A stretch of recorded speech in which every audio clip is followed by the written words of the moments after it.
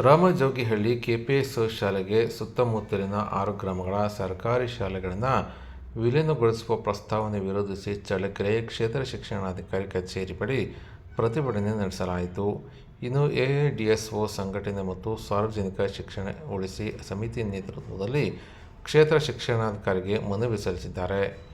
ಗ್ರಾಮೀಣ ಶಾಲೆಗಳ ವಿಲೀನ ಪ್ರಕ್ರಿಯೆಯನ್ನು ಕೂಡಲೇ ಕೈಬಿಡುವಂತೆ ಒತ್ತಾಯಿಸಿದ್ದಾರೆ. ರಾಮಜೋಗಿಹಳ್ಳಿ ಸುತ್ತಮುತ್ತಲಿನ ನನ್ನಿಹೊಳ ಗೊಲ್ಲರಹಟ್ಟಿ, ಕರೇಕಾಟೆಹಳ್ಳಿ, ಜನ್ನೇನಹಳ್ಳಿ, ಲಂಬಾಣಿಹಟ್ಟಿ, ಹೊಸ ಮುಂಚಗುಂಟೆ, ಜಲಜಾಮನಹಟ್ಟಿ ಮತ್ತು ಜನ್ನೇನಹಳ್ಳಿ ಹಿರಿಯ ಪ್ರಾಥಮಿಕ ಶಾಲೆಗಳನ್ನು ವಿಲೀನ ಪಟ್ಟಿಗೆ ಸೇರಿಸಲಾಗಿದೆ ಎಂದು ಆರೋಪಿಸಿದ್ದಾರೆ. ಈ ವೇಳೆ ಗ್ರಾಮಸ್ಥರು ಮತ್ತು ಪೋಷಕರು ಮಾತನಾಡಿದ್ದು, ನಾವು ಕೂಲಿ ಕಾರ್ಮಿಕರಾಗಿದ್ದೇವೆ. ನಮ್ಮ ಮಕ್ಕಳು ಹತ್ತಿರದ ಶಾಲೆಗಳಿಗೆ ಸುರಕ್ಷಿತವಾಗಿ ತೆರಳುತ್ತಿದ್ದಾರೆ. ದೂರದ ರಾಮಜೋಗಿಹಳ್ಳಿ ಕೆಪಿಎಸ್ ಶಾಲೆಗೆ ಕಳುಹಿಸುವುದು ಸಾಧ್ಯವಿಲ್ಲ ಎಂದು ಆತಂಕ ವ್ಯಕ್ತಪಡಿಸಿದ್ದಾರೆ. ಸರ್ಕಾರ ಮತ್ತು ಶಿಕ್ಷಣ ಇಲಾಖೆ ಸ್ಥಳೀಯ ಶಾಲೆಗಳ ದಾಖಲಾತಿ ಕಡಿಮೆ ಮಾಡಿ ಕೆಪಿಎಸ್ ಶಾಲೆಗಳ ದಾಖಲಾತಿ ಹೆಚ್ಚಿಸುವ ಪ್ರಯತ್ನ ನಡೆಸುತ್ತಿದೆ. ಈ ಸಂಬಂಧ ಕ್ಷೇತ್ರ ಶಿಕ್ಷಣಾಧಿಕಾರಿಗಳು ಮತ್ತು ಸರ್ಕಾರ ತಕ್ಷಣ ಕ್ರಮ ಕೈಗೊಳ್ಳಬೇಕೆಂದು ಸಾರ್ವಜನಿಕ ಶಿಕ್ಷಣ ಉಳಿಸಿ ಸಮಿತಿ ಅಧ್ಯಕ್ಷ ಜೆ ಯದಾವರೆಡ್ಡಿಯವರು ಆಗ್ರಹ ಮಾಡಿದ್ದಾರೆ. ಇದು ಅತ್ಯಂತ ಖಂಡನೀಯ. ಪ್ರಜಾಪ್ರಭುತ್ವ ದೇಶದಲ್ಲಿ ಪ್ರತಿಯೊಬ್ಬ ಮಗು ಕೂಡ 14 ವರ್ಷ ತನಕ ಕಡ್ಡಾಯವಾಗಿ ಶಿಕ್ಷಣ ಕೊಡಬೇಕು ಅಂತ ಸಂವಿಧಾನ ಹೇಳುತ್ತೆ. ಅದೇ ಸಂವಿಧಾನದ ಆದೇಶವನ್ನು ಧಿಕ್ಕರಿಸಿ ಇವತ್ತು ಹಳ್ಳಿಗಳಲ್ಲಿ ಶಾಲೆಗಳನ್ನು ಮುಚ್ತಾ ಇದ್ದಾರೆ. ಇವ್ರ ಉದ್ದೇಶ ಏನಂತ ಹೇಳಿದ್ರೆ, ಯಾರು 5ಕ್ಕಿಂತ ಜಾಸ್ತಿ ಸಂಖ್ಯೆ ಇದ್ದರೆ ಮುಚ್ಚಬಾರ್ದು ಅಂತ ಇದೆ ಕ್ಲಿಯರಾಗಿ. 5ಕ್ಕಿಂತ ಜಾಸ್ತಿ ಎಲ್ಲ ಕಡೆಗೂ ಇದೆ.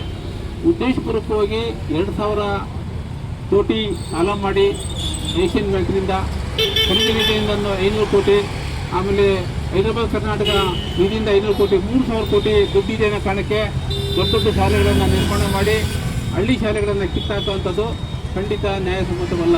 ಯಾಕೆಂತ ಹೇಳಿದ್ರೆ, ಮಕ್ಕಳ ತಜ್ಞರು ಹೇಳ್ತಾರೆ, ಯಾವುದೇ ಮಗು ಪ್ರಾರಂಭದ ಸಂದರ್ಭದಲ್ಲಿ LKG ಆಗಿರ್ಬೋದು, UKG ಆಗಿರ್ಬೋದು, ಪ್ರಾಥಮಿಕ ಶಾಲೆ ಆಗಿರ್ಬೋದು, ಮನೆ ಅಂಗಳದ ಮಧ್ಯೆನೇ ಇರಬೇಕು, ಹತ್ರ ಇರಬೇಕು, ಮನೆ ಊರೊಳಗೆ ಇರಬೇಕು.